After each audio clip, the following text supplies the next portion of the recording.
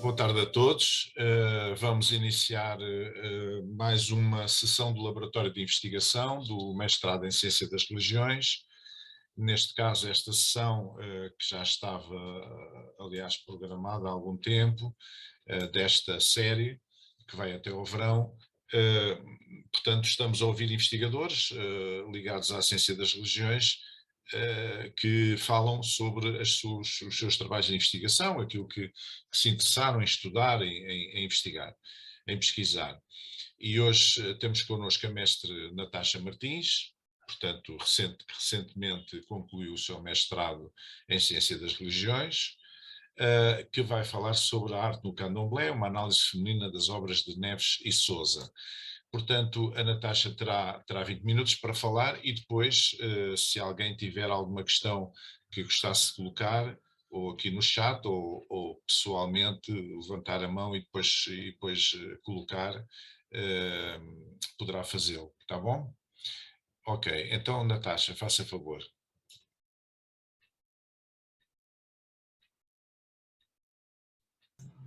Eu vou só pedir para o professor permitir que eu compartilhe aqui.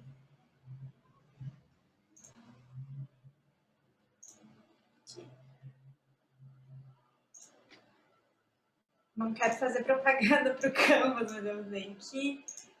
Da outra vez foi a maneira mais fácil de...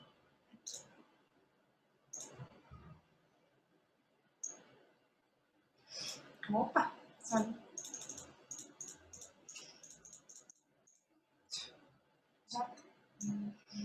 Qualquer problema que tenha de vocês não conseguirem ver se me diz, tá bom? Porque eu não consigo acompanhar enquanto eu estou fazendo a apresentação. Então, para quem não me conhece, boa tarde, eu sou a Natasha. Estou aqui hoje para apresentar o meu trabalho, que foi meu trabalho de mestrado.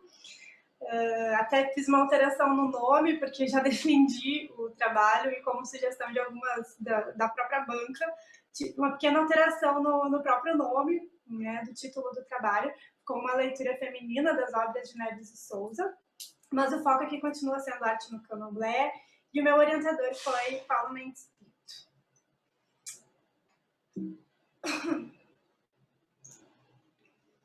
Bom, o objetivo principal desse trabalho é justamente falar sobre a arte do candomblé partindo da experiência do corpo de mulheres. Então, trouxe aqui, usar o objeto de estudo vai ser as obras do Neves de Sousa, mas a narrativa que vai ser construída vai ser baseada nessa experiência corporal das mulheres. Como que esse trabalho foi construído? Vou tentar aqui falar em poucos minutos, brevemente, como que eu construí ele. O primeiro momento foi, então, uma seleção das obras. O Neves, ele tinha muitas obras de diferentes tipos. Primeiro eu selecionei as que se tratavam de candomblé diretamente. Depois, eu fui, em uma próxima etapa, tentar identificar a veracidade das obras de Neves de Sousa. Eu já sabia que ele era um etnografista, mas eu queria ter a certeza de que aquilo ali que ele estava retratando era verdadeiro, né? Se eu poderia identificar como uma iconografia histórica. Para isso eu fiz contato, então, com as casas que ele desenha, que ele registra, que são principalmente a Casa de Oxumaré, o Afonjá e o Cantuá, que são três núcleos extremamente importantes para o candomblé no Brasil, se não os mais importantes na atualidade. Também fiz uma breve entrevista com o filho do Neves de Sousa, que ainda é vivo, José Neves de Sousa, para pegar alguns dados ali sobre ele, como ele fazia esses registros. E depois, então, parti para uma entrevista com 4 mulheres de candomblé, 4 mulheres em níveis hierárquicos e com funções diferentes dentro do candomblé, que eu vou explicar um pouquinho mais para frente também. E, por fim, eu fui buscar nos bancos de dados, né, das produções acadêmicas. Quem é Albano, né, Neves de Sousa, o nosso artista aqui em questão? Bom, ele é um artista português, um artista que vai pintar, ele desenha, né, ele ilustra e pinta obras. Ele nasce em Matosinhos em 1921 e ele morre em Salvador, na Bahia, em 1995. Ele tem uma passagem bastante importante na Angola, no museu, trabalhando como etnografista, e ele tem preferências, então, com desenho, imagens de mulheres, com imagens de natureza e de rituais.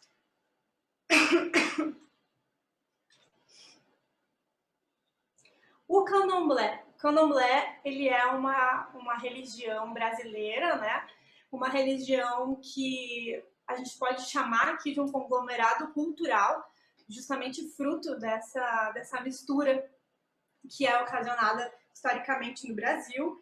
Eu gosto de mencionar que o candomblé ele é afro-luso-ameríndio, porque ele carrega essas características, né? Ele carrega essa mistura cultural.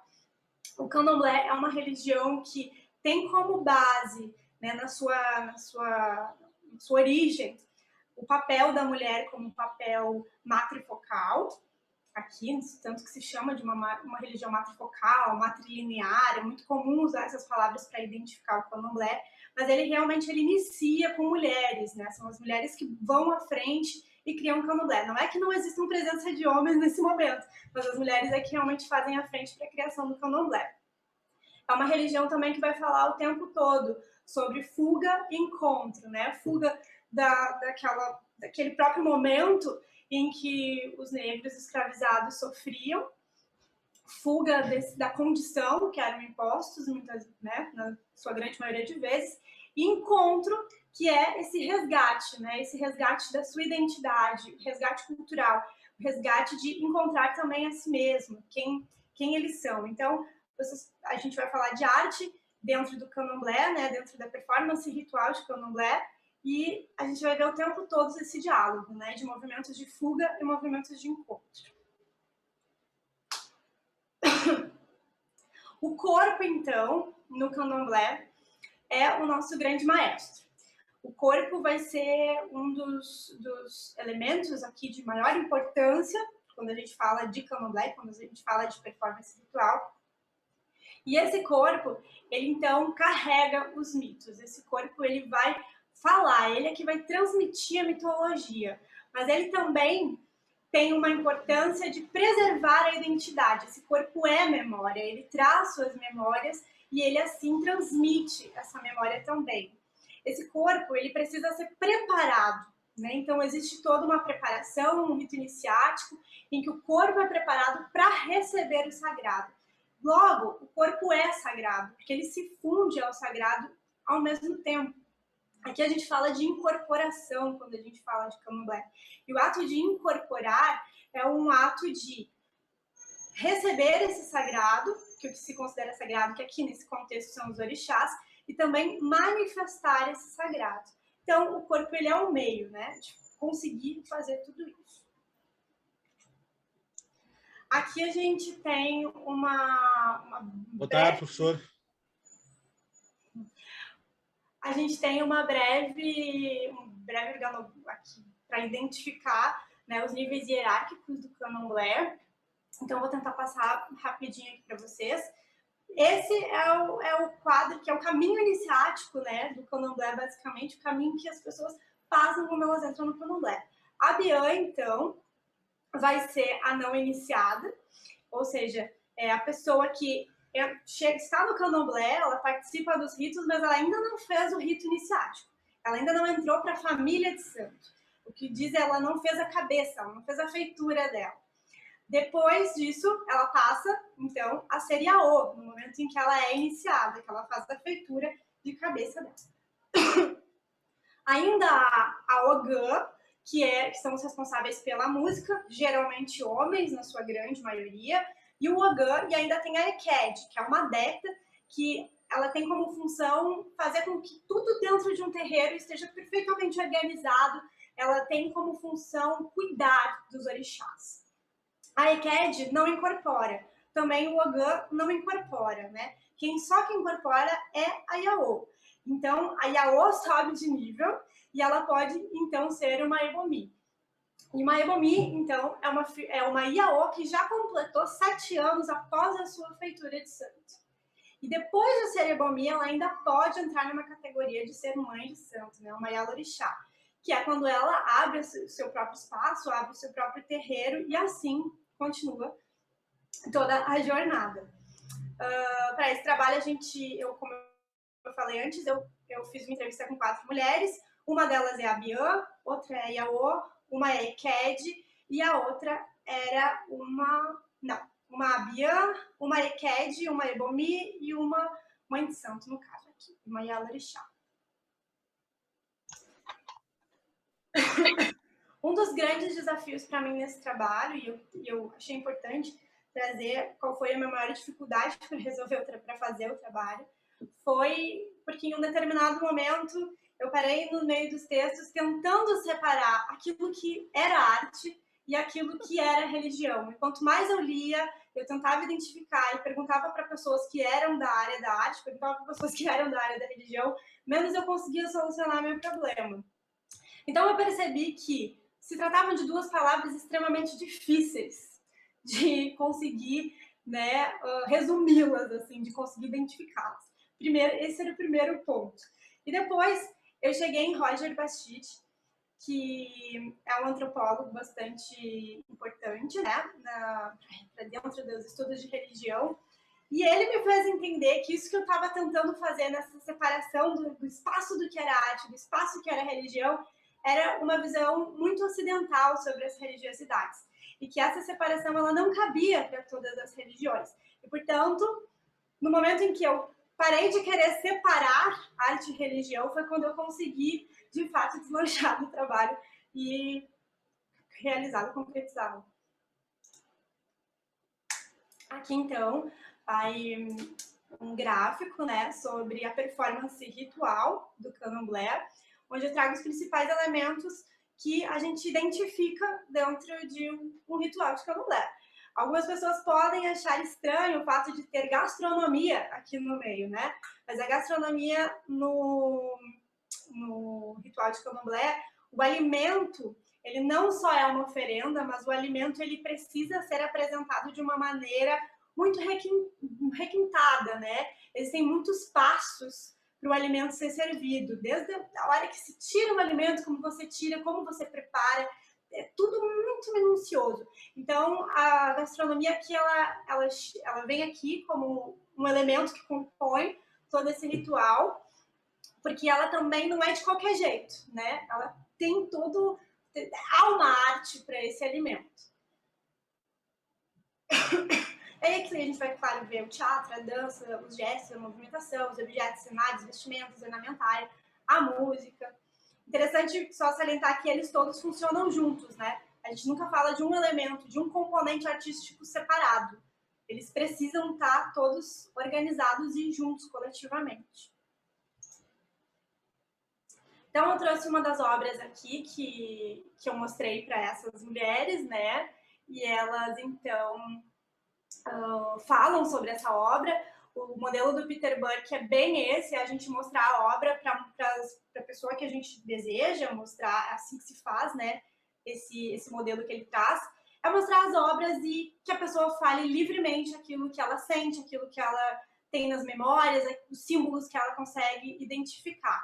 O meu trabalho não seguiu uma sequência de perguntas onde eu fui fazendo, né, entrevistas para essas mulheres, na verdade. Então, aqui a gente tem um desenho da Nanã, no canto A, feito em 1980. Nanã é a deusa do barro, Nanã é a grande mãe da geração, de onde todos nós viemos e todos nós vamos voltar. Nanã, então, é identificada por elas, aliás, identificada não, elas relatam quando olham para essas obras. Os pés descalços no chão, como sendo algo, assim, tem que ter os pés descalços, os pés precisam tocar este barro, e esse barro é Nanã. Uma delas fala, a estética é axé. Eu achei essa frase muito boa, por isso trago elas aqui para vocês. Uma fala sobre o gesto que Nanã faz quando dança, que é ninar o ibiri. Ibiri é o nome desse instrumento que Nanã carrega. Um instrumento que simboliza aqui o útero, e que também dentro dele vai um pó vermelho que é feito com dendezeiro. E esse pó vermelho também representando a menstruação feminina. E ela nana, né, nana o ibiri, justamente como cuidando de seus filhos. Uma delas fala sobre a roupa, que também faz menção a essa questão dela ser a grande mãe geradora. Outras falam sobre a menstruação, sobre o útero e a preparação do ambiente. Uma delas fala, eu sei até a cor daquela fita que está lá atrás. Então, uma delas diz, existe um poder primordial feminino, o homem precisa pedir licença para a mulher.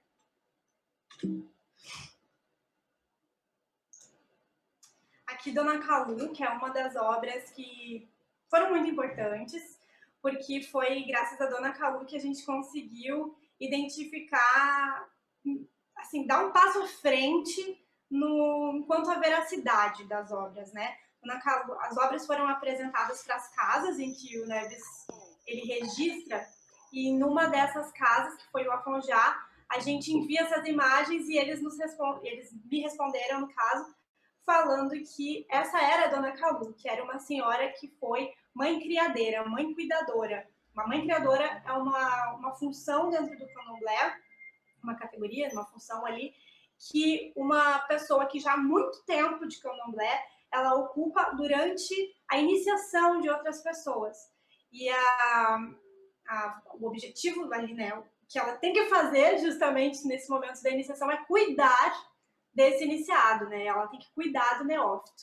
Ela passa dias pensando que uma iniciação de candomblé pode variar aqui de, no mínimo, 21 dias, um mês, alguns candomblés 3 meses de iniciação, e esse tempo que a pessoa fica reclusa, Dona Kalu, né, que é uma mãe criadeira ou mãe criadora, ela teria, então, assim, ela é que cuida dessa pessoa, que fica em resguardo.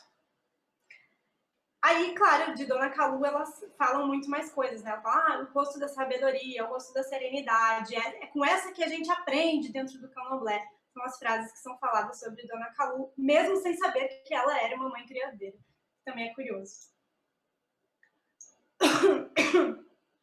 Aqui sobre essa obra, algumas coisas que elas destacam é sobre o movimento corporal ali feito no centro.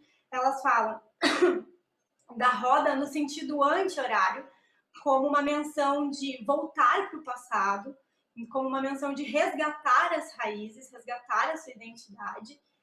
Falam também sobre uma representação do ato sexual, que aqui eu não teria muito tempo para conseguir explicar tudo, mas é uma das menções que elas trazem, que também me ganhou bastante atenção. Falam sobre o pilar, né, pilar do centro do mundo, que também Mircea Eliade fala sobre esse pilar do centro do mundo, esse microcosmos que se cria, que é o próprio terreiro.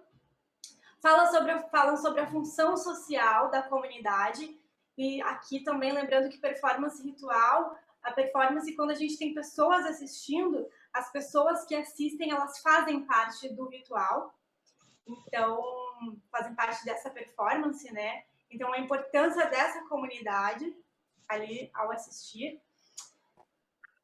E falam também sobre o útero, falam da dança como um aprendizado, como uma maneira de passar esse aprendizado e gerar esse aprendizado. E o corpo como um papel em branco, que também é curioso, porque eles falam que o corpo precisa ser esse papel, elas falam que esse corpo precisa ser esse papel em branco. E essa é a gente pode fazer uma associação muito direta à preparação dos atores quando precisam cumprir um papel de algum personagem, né? Em que o ator ele precisa ser um papel em branco, precisa se desnudar e assim receber o personagem para poder transmitir esse personagem. E aqui elas falam como um processo criativo, né? O processo do ator muito próximo do processo que acontece no ritual de iniciação de candomblé. Aí aqui eu trago essa última menção, então já está quase no final, não sei quanto tempo ainda tem, mas uma das meninas, das mulheres que eu entrevisto, ela é transexual, né? E eu achei assim, muito importante trazer ela aqui na participação do trabalho, porque hoje o tema do gênero e da inclusão das pessoas LGBTQIA+, dentro do candomblé é um tabu, continua sendo um tabu, ainda é um desafio para muitos espaços como administrar, né? essas pessoas. E eu achei muito bonito uma menção que ela traz, que eu vou ler para vocês aqui rapidamente. Ela fala sobre um ritual em que ela participou e ela diz: foi um divisor de águas na minha vida, porque compreendi que não importa o gênero, o que importa é você ter nascido de uma mulher. Há uma parte nisso que lembra que não tem como, não importa se você se torna uma mulher, mas que você precisa de uma mulher cis para nascer. Isso é um mistério inquestionável de Nanã. Existe uma gênese própria. Não é sobre gênero que se dança no xirê. Xirê é a festa de candomblé. Mas sim sobre o útero e sobre a própria criação. Então ela conta, né, ela fala que ela mesma quando chega no terreiro, e ela sim relata muito preconceito sobre a condição dela, né, sobre as escolhas dela, mas ela fala que ela entende também de alguma maneira, né, que ela aprendeu também de alguma forma que aquilo era sobre o útero e não em si sobre, né, ser mulher, sobre o gênero, mas sim sobre o útero. Então, as considerações finais já aqui, que eu trago para vocês, é que uma das frases que eu mais escutei durante esse trabalho, enquanto eu estava fazendo ele, é fazendo que se aprende. É assim que se aprende no candomblé, é fazendo que se aprende. E a gente percebe com essa fala, né, que o candomblé, esse ato de fazer, ele costura os saberes intermitentemente. É fazendo que você aprende, mas é fazendo também que você constrói esse aprendizado e que você reconstrói esse saber. E também, um outro dado observado foi que as mulheres, elas relataram muito, né, sobre os ciclos naturais do corpo feminino. Outra coisa que também foi, que eu percebi durante o trabalho, foi que os componentes artísticos, eles não podem ser vistos de maneira alguma de forma isolada. Quando a gente vai fazer uma análise artística do candomblé, é preciso ver todos esses componentes e é preciso que eles estejam orquestrados, harmoniosos, porque na falta de um ou a falha de algum pode ocasionar um ritual insatisfatório. E por fim, né, que a performance ritual e a sua análise podem trazer muitos benefícios para a área, no caso da nossa área de ciência das religiões, e que ainda vejo aqui uma área a ser explorada que pode nos trazer bastante benefício dentro da pesquisa. Aí eu trago aqui algumas referências. Acho que eu consegui os 20 minutos, né? Não sei se consegui, espero que sim. Obrigada a todos. Muito bem, Natasha, muito obrigado. Conseguiu, sim, senhor. Nós, pronto, como eu disse no início, este programa do Laboratório de Investigação do Mestrado em Ciência das Religiões destina-se a apresentar investigações que os nossos investigadores e alunos estão a trabalhar ou trabalharam, mas também se destina a, depois da apresentação dos trabalhos, podermos ter aqui a oportunidade de alguém que queira colocar alguma questão, alguma dúvida à Natasha sobre o trabalho em si. Portanto, agradeço que ligue a câmara e o microfone ou ponha a mãozinha para depois eu poder dar-lhe a palavra e depois a Natasha irá responder, explicar, enfim, desenvolver um pouco mais. Antes, não sei se surgem algumas questões, mas de qualquer forma tinha uma muito simples, que é o seguinte: ao longo desta investigação, não sei quanto tempo demorou, mas pronto, estas coisas demoram sempre um tempo significativo. A minha pergunta é: o que é que a surpreendeu mais? Quer dizer, uma coisa ou duas ou três que à partida não pensava que seria assim e que de alguma forma acabou por surpreendê-la, porque o investigador, quando aborda o objeto de investigação, não sabe o que é que vai encontrar. Quer dizer, tem alguma informação, se calhar já um pouco superficial, mas quer aprofundar um determinado aspecto. Ou determinados aspectos e quer responder a determinadas perguntas, eventualmente. Então, isso significa que ele vai ter que estudar, pesquisar, investigar, para poder obter essas informações, compreender essa lógica, chegar a essas conclusões.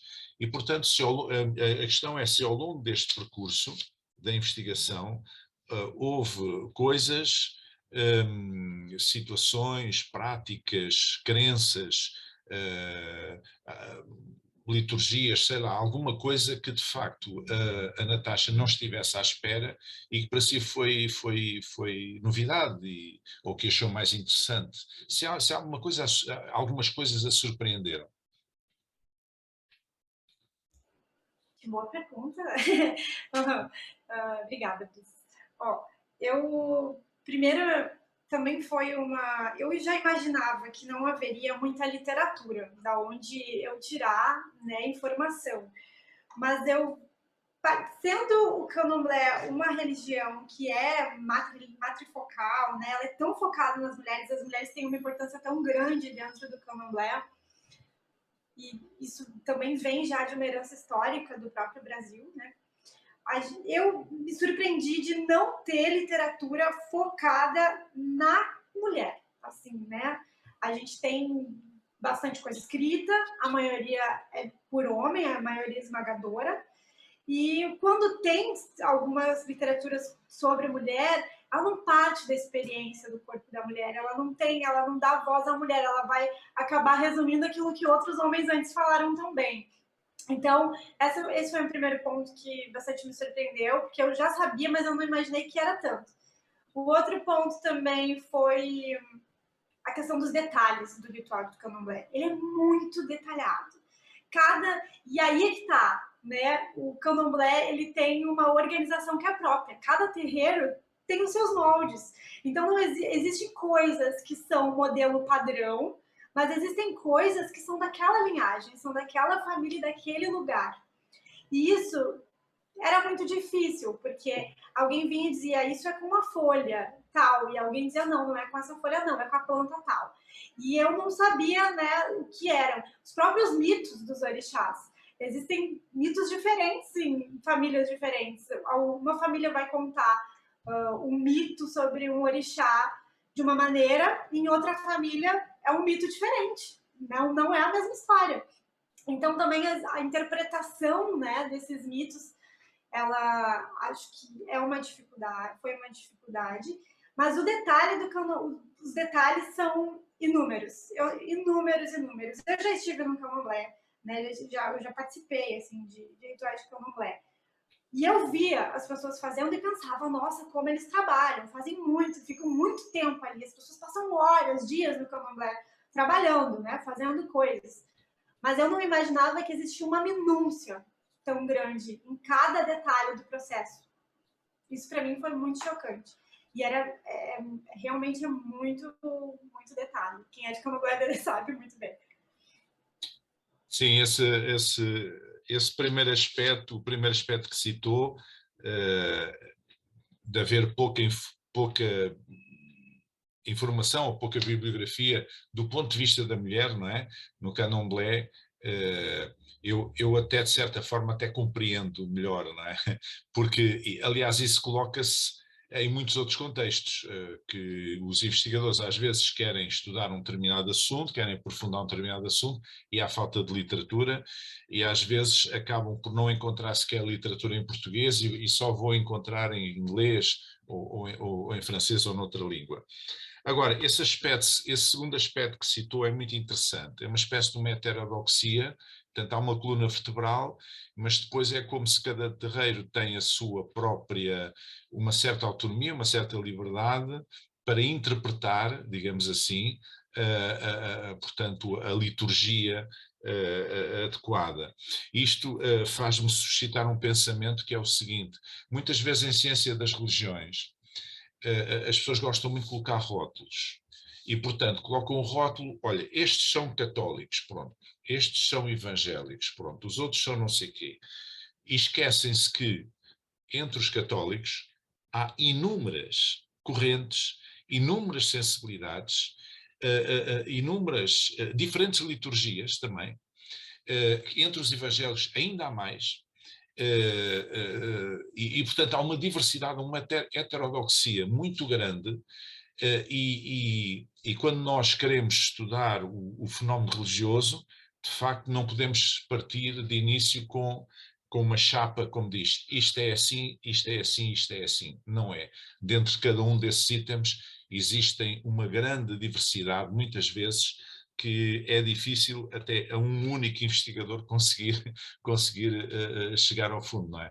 Portanto, esse dá-nos um mote, essa dificuldade, essa segunda dificuldade que citou, dá-nos um mote para perceber que estudar o fenómeno religioso, trabalhar, investigar em ciência das religiões é qualquer coisa de muito trabalhoso, exige muito trabalho de campo, muito mais do que as recensões bibliográficas, exige muito trabalho de campo, exige muita reflexão, mas enfim, é o papel do investigador, é esse. Bom, se não há outras questões, eu quero agradecer à Natasha. Ok, pode ligar o microfone, João Gomes, por favor. Eu gostava de pôr duas questões, posso? Força. Natasha, tudo bem, Natasha? Ótimo. Natasha, seguinte, gostava de pôr duas questões.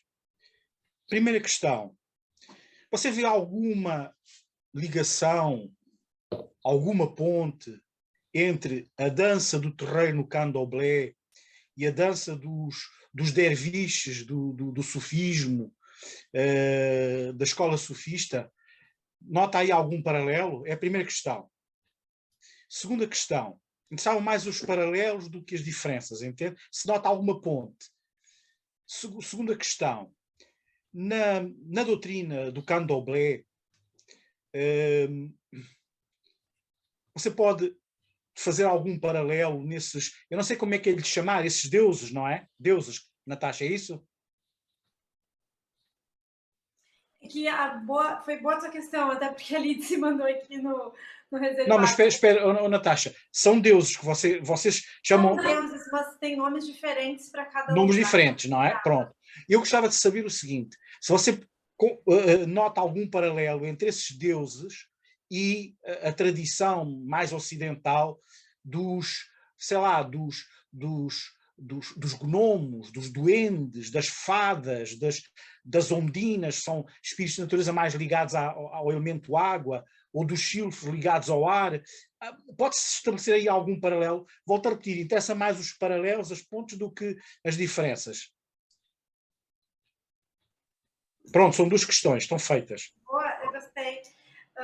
Sobre a conexão com o sufismo na dança, eu acho que sim, se a gente pensar nessa teoria que é do Mircea Eliade, que é a teoria do centro, né? Que é de refazer o mundo, de trazer o microcosmo para aquele momento.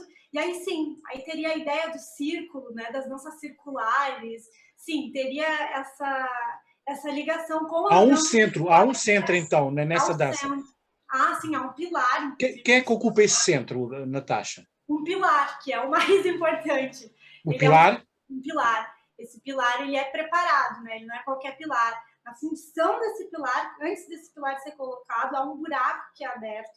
Esse buraco é aberto e ali é preparado uma oferenda que se chama de assentamento. Então, você assenta ali uma divindade ou um ancestral, né? Ou ambos. E aí, assim, se coloca aquele pilar ali. Então, há um pilar ali que ele representa esse centro de mundo, né? E, então, a dança circular vai ter muita conexão.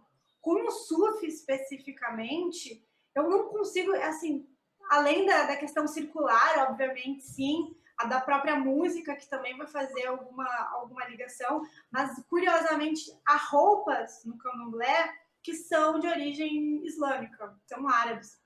Né? Então a gente vê que algumas conexões aconteceram, né? Natasha, são brancas, não é? São brancas. São roupas brancas. A gente tem a sexta-feira como o dia principal dos rituais de candomblé. Que interessante. A gente tem um pano, que é um dos panos mais importantes dentro do ritual de candomblé, que se chama Alá, que é um pano que cobre o Oxalá, que é o Deus maior. Então a gente vê que também é o Oxalá, né? Tem muitos elementos que ligam, sim, a questão, o islamismo dentro do candomblé. Tem que lembrar que a África é um país, olha eu, tem que lembrar que a África é um continente enorme, né? E que também ali nós tivemos muitos povos islamizados e esses povos foram levados para o Brasil. Então, de alguma maneira, houve sim essa mistura. Uhum. E quanto aos espíritos da natureza, Natasha? Pois, e sobre os elementais, eu acho que sim, se a gente pensar só como elementais. Mas eu não sei se a gente poderia fazer uma conexão muito grande, porque a gente tem deuses no candomblé que são antepassados, né? São deuses africanos, aliás, deuses não, são reis africanos que durante seu império foram muito importantes e posteriormente essas pessoas foram divinizadas. Então essas pessoas existiram, né? Tem o grande rei de Oió, que é o Xangô, que é um dos mais conhecidos, então essa pessoa existiu, ela foi divinizada depois, e aí os elementos que são ligados a ela foram colocados posteriores também. Então, há um pouquinho de tudo. Não sei se aos elementais, na raiz, a gente poderia fazer associação, mas acho que os elementais eles caberiam mais numa estrutura de umbanda, não numa estrutura de candomblé. Uhum. E esses deuses são uma hierarquia, ou não? Há deuses superiores e inferiores, ou não? Todos estão num nível horizontal, no mesmo nível? Há deuses, eu não sei se, eu acho que essa condição de superior e inferior, não. Cada um ocupa uma função. Sua função pode ser criadora, como pode ser outra função, mas uma hierarquia, assim, não. A Alice até tá comentando aqui no chat, ela botou para mim não esquecer de falar, que tem terreiros muito diferentes, tem terreiros que vêm de tradições diferentes. Então, nem todos cultuam orixás. No caso do Neves e Souza, no meu trabalho, ele trabalhou só com orixás ali, porque as famílias em que ele foi, os terreiros que ele foi, cultuavam só orixás. Nos dias que ele foi, cultuavam só orixás. Mas existem os inquices, existem, né, os vuduns também, que são outras divindades que são bastante cultuadas no Brasil, de famílias diferentes. Às vezes, no mesmo terreiro, ele cultua orixá e cultua vudum. O mesmo, que são divindades diferentes, mas aí se fazem rituais diferentes para essas tradições diferentes. Muito bem, mais alguma questão? Eu vou, entretanto, Olá, mostrar... boa tarde. Boa tarde. Ok, boa tarde. Quer ter uma questão? É mais uma observação, talvez, e um acrescento ao que já se estava a falar. E realmente existe o que se pode, se calhar, comparando com a Igreja Católica, uma unidade papal no candomblé. Ou seja, há um núcleo de pessoas que estão na posse do conhecimento original e que está muito associado ao que a Natasha estava a falar da linha de Xangô, porque sou linha dos reis. E dentro dessa linhagem ainda se mantém aquele que se pode dizer parte do conhecimento original, não é? Que ao longo da história, claro, vai-se alterando e vai ganhando outras dimensões, e ainda bem que, a meu ver, isso acontece, porque no fundo a gente está a falar de espiritualidade, não é? Logo, também a partida, qualquer pessoa que se entregue ao candomblé, a partir de certo momento, pode abrir o seu próprio terreiro, não é? E dentro desse terreiro, ter uma conexão espiritual diferente daquela onde se calhar até foi iniciada. O que também é a coisa bonita também dentro do candomblé. E respondendo um pouco, ou acrescentando também ao que o João Paulo também colocou na mesa sobre o sufismo, há sim essa ligação com a parte mais muçulmana em relação ao candomblé. Muitas delas estão relacionadas com essa parte da gira, e é engraçado ter tocado no sufismo, porque o sufismo também traz à partida a parte mais ligada à magia também da parte do Islão, sim, e nesse ponto também estão muito conectadas, e a parte também dos elementos da natureza completamente. E aliás, dentro dessa, que se pode chamar unidade papal, existe mesmo um objeto, que é um género de um punhal, é completamente com o design árabe e vem exatamente os elementos que você falou, em termos da água, do ar e com o mesmo desenho, são gnomos, e é do candomblé. E outra coisa bem interessante que, pelo menos que eu acho e que às vezes não se fala muito, é que o candomblé também está associado desde o início ao livro de Levíticos. É essa parte mais do sacerdócio, e inclusive o próprio terreiro é desenhado quase da mesma forma do Templo de Salomão, em que há uma zona onde se sacrificavam os animais, uma zona em que se praticavam as rezas, outra zona em que se recebia os neófitos, as pessoas que iam ser iniciadas, tudo com a mesma planta, é igualzinho, até os dias de hoje. Isso se mantém. E essa ligação também perde-se, né, ao longo da história e fica um pouco diluída. E pronto, e também este núcleo papal existe na Nigéria, obviamente, e ainda mantém a ligação com o próprio Brasil. Existe uma federação do candomblé no Brasil, em São Paulo, e que tem uma ligação desde sempre com o gantoado, com todos os terreiros, menos aqueles terreiros que seguiram as suas próprias linhas e que não fizeram um registro, por assim dizer. E pronto, queria acrescentar isso porque acho que todas as questões que foram levantadas são questões que normalmente também não temos assim muitas respostas, e por causa disso mesmo que a Natasha também apontou, que é de cada zona, cada casa que se vai tem uma nova história também para contar, e acho que é daí também que vive muito esta forma de estar, de espiritualidade, mais que religião até. Muito bem, muito obrigado. Eu vou aqui partilhar as próximas sessões. Penso que já estão a ver. Portanto, no dia 6/6, vamos ter aqui um outro investigador falar sobre a importância da religião para o florescimento do ser humano, e no dia 4/7, uma outra investigadora falar sobre São Paulo, as comunidades primitivas, a identidade feminina e a família. E resta-me então agradecer à Natasha mais uma vez e a todos vocês por esta interessante sessão do Laboratório de Investigação, e até breve, ok? Boa tarde a todos, até breve. Tudo bom. Obrigada. Boa tarde e obrigado.